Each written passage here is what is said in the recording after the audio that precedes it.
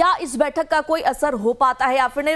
रजनीश में वापस लौटते हैं, आप जुड़े रहिएगा हमारे साथ। बंगाल की शुभेंदु सरकार अब मदरसों का सर्वेक्षण करा रही है। इसके लिए सभी जिलों के डीएम को निर्देश दिया गया है कि अगले 5 जुलाई तक अपने अपने जिलों के मदरसों का व्यापक सर्वेक्षण कर रिपोर्ट पेश करें। राज्य के अल्पसंख्यक मामलों और मदरसा शिक्षा विभाग द्वारा जारी निर्देश के मुताबिक सरकार ने स्पष्ट किया है कि यह कदम विशुद्ध रूप से प्रशासनिक पारदर्शिता और भविष्य की योजनाओं के लिए उठाया जा रहा है। इस सर्वे के जरिए मदरसों की भौगोलिक स्थिति, स्थापना वर्ष, रजिस्ट्रेशन का विवरण मांगा गया है। साथ ही छात्र छात्राओं और शिक्षकों की संख्या और वो आवासीय हैं या निजी सहायता प्राप्त जैसी तमाम जानकारियां जुटाई जाएंगी। साथ ही मदरसों में पढ़ाए जा रहे पाठ्यक्रम का भी पूरा ब्यौरा मांगा गया है।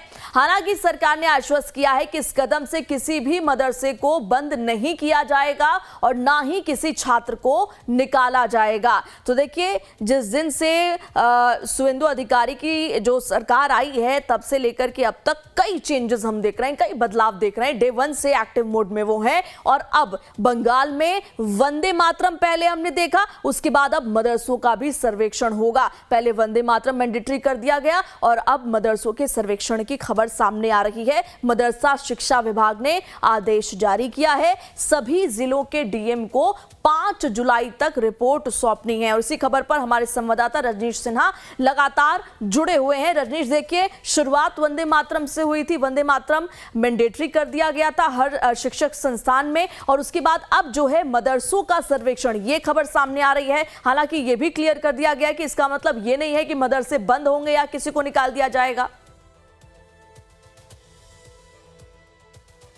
प्रेरणा, देखिए, मकसद साफ है कि जो मदरसे हैं उनका वेरिफिकेशन होना है और खास करके बॉर्डरिंग इलाके में, जो बांग्लादेश बॉर्डर से जुड़े हुए इलाके हैं, वहां पर जो मदरसे हैं उसको लेकर कई बार कई तरह की खबरें आती रही हैं। तो अब शुभेंदु अधिकारी ने यह तय किया है कि सभी मदरसों का एक बार हम सर्वे करेंगे और ये जानने की कोशिश करेंगे उनकी स्थिति क्या है, कब उनका निर्माण हुआ है, कितने छात्र हैं, कितने शिक्षक हैं, उनकी फंडिंग कहाँ से होती है, सरकारी कितने हैं, गैर सरकारी कितने हैं, कहाँ से उनको फंड आ रहा है, वहाँ पर पढ़ाई ही होती है या पढ़ाई के अलावा किसी और तरीके की भी शिक्षा दी जा रही है। बॉर्डरिंग इलाकों में खास करके ये सवाल बार बार उठते रहे हैं और 5 जुलाई तक विस्तृत रिपोर्ट मांगा गया है। सभी कलेक्टर को कह दिया गया है, मजिस्ट्रेट को कह दिया गया है कि आप पूरी तरह से अपने इलाके में मदरसों का सर्वेक्षण करें। अल्पसंख्यक विभाग और मदरसा बोर्ड भी इस पूरे सर्वेक्षण में साथ होगा और वो भी इसकी मॉनिटरिंग कर रहे होंगे। तो सरकार बिल्कुल फोर फ्रंट पे है।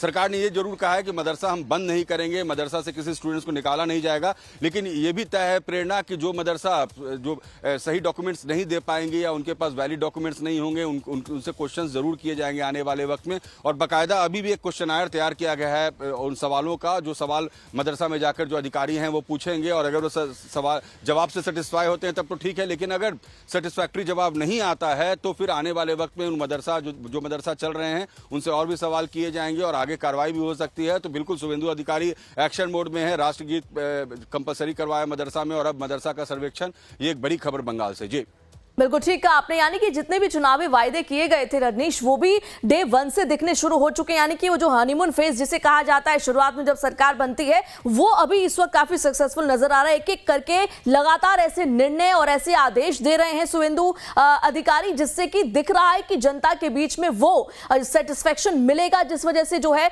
बीजेपी को लाया गया पश्चिम बंगाल में।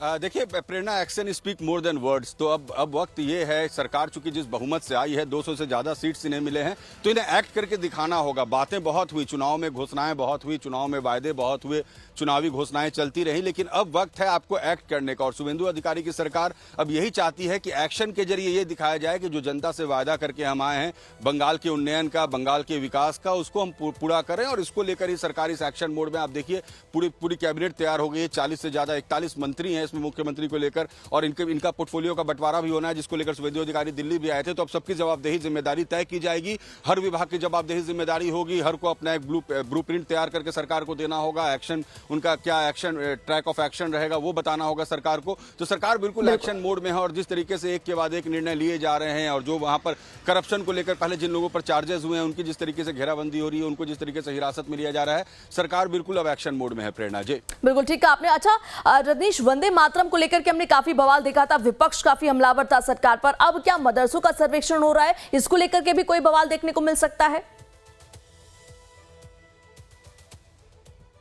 देखिए, अभी अभी तो सर्वेक्षण हो रहा है तो थोड़ा बहुत रिएक्शन आएगा, लेकिन अगर सर्वेक्षण के बाद एक्शन होगा तब हो सकता है ज्यादा रिएक्शन देखने को मिले, क्योंकि अभी सरकार यही कह रही है कि हम बस मदरसा का सर्वेक्षण करा रहे हैं। सरकार ये कह रही है कि हम उन्हें चाहते हैं कि जो फंड उन्हें दिया जा रहा है वो बेहतर तरीके से उन्हें, उनकी जो जरूरत है उस अनुसार उन्हें फंडिंग की जाए, उनकी जो जरूरत है उस हिसाब से मदरसा को रीबिल्ड किया जाए, वहां पर वो तमाम रिसोर्सेज अवेलेबल कराया जाए जिससे मदरसा बेहतर तरीके से चल सके।